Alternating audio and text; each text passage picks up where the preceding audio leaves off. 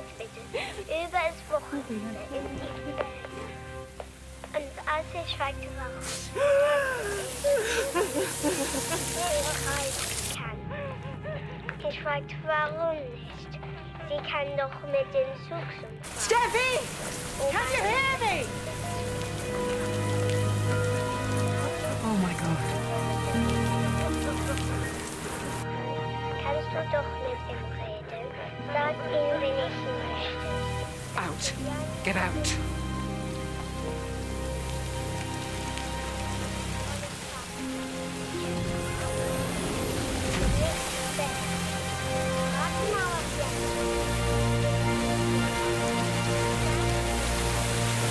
Well, that was a perfect moment. But why?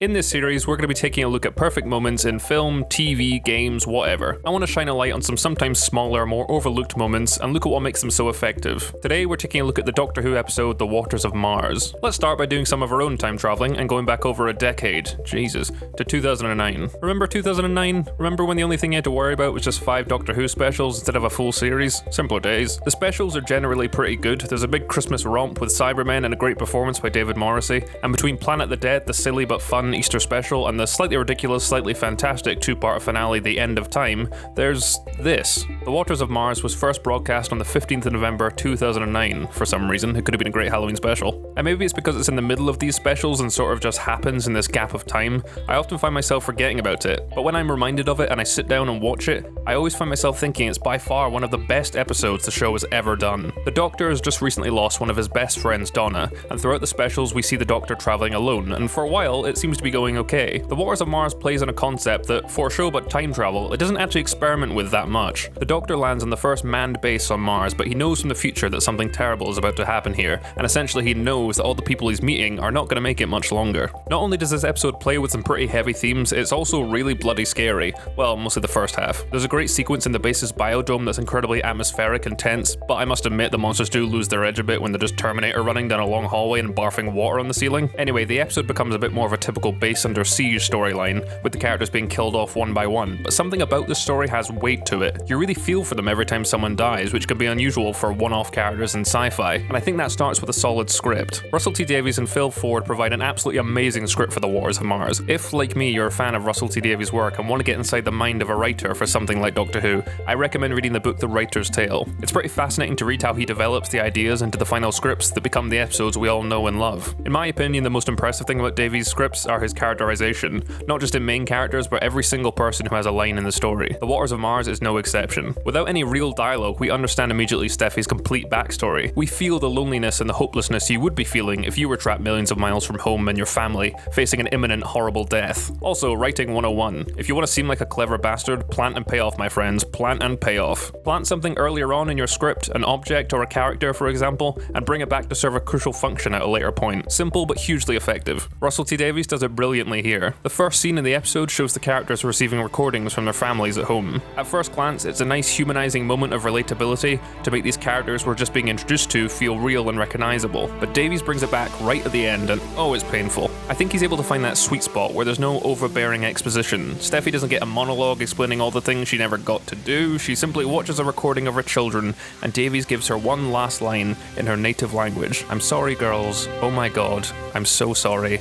I love you. Now, on account of iPlayer's subtitles and my inability to speak German, I don't know if that's actually what she says in the scene. It's quite normal for little changes to be made from the script when it comes to actually filming a scene, and I love the tone that Graham Harper, the director, managed to convey in this scene. It doesn't really matter what she's saying and the chaos and terror of it all. It's a heartbreaking performance by Kazima Shaw, and she managed to bring so much weight to a moment that could have so easily just been breezed past. Never mind the importance her death, amongst others, has on the Doctor in the final part of the script. Steffi's death represents what works so well about Russell T Davies' era as showrunner. Everybody mattered. There were no two-dimensional side characters. Everybody had a moment, even if it's just a line or two, to cement who they were. The visuals of the scene are amazing. It's not very typical for the writer to provide directions in the script, but Davies writes that most of Steffi's transformation is to be seen from the outside through the running water, and it's beautifully realised by Graham Harper. As Steffi turns the recording on, knowing her fate is sealed, all we see are close-ups. The chaos around her fades to the background for a moment, and it's just us and her and her children, until of course the inevitable happens, and then we cut outside, just seeing a glimpse of what's happening to her and her crewmates' reaction. reactions. Also, I didn't notice this until editing this video, but Steffi is still crying as she transforms, and you can hear her sobbing over the comms. Good lord. It's absolutely chilling and horribly sad, and another hugely important reason why this moment works as well as it does is the music. Murray Gold, the composer up until the end of Series 10, brought another level to what the show could do, and to me is as important to what I love about Doctor Who as Russell T Davies or any of the actors involved are. I think some of his best work comes from dealing with darker themes like isolation and hopelessness. If you haven't already, I cannot recommend enough checking out the soundtracks to Doctor Who Series 1 to 10, particularly soundtracks to episodes like The Impossible Planet. Just like his work in The Waters of Mars, his music alone feels so ethereal and haunting. There's so much great work he did throughout the show that inexplicably never made it onto any of the official soundtracks, and this music suffers the same fate. But maybe that's for the best, because this music, which for the sake of this video I'll just call Steffi's theme,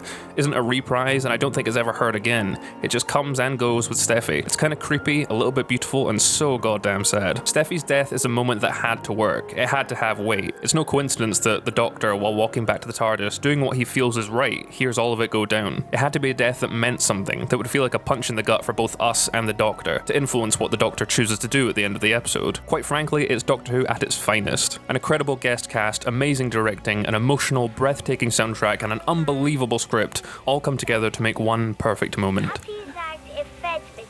Über das Wochenende ist ich Bett. Und als ich fragte, warum ich kann. Ich fragte, warum nicht.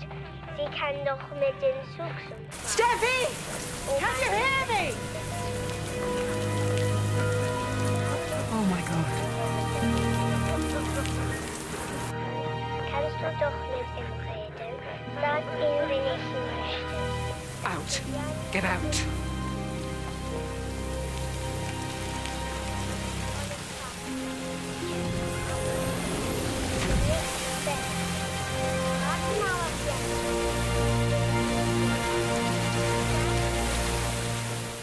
Thanks for watching. Be sure to subscribe to keep up to date with future videos. Let me know in the comments if you have any films or TV or games you want me to check out, and let me know some moments you think are perfect and I might do a video on it. Thanks again for watching, and I'll see you again soon.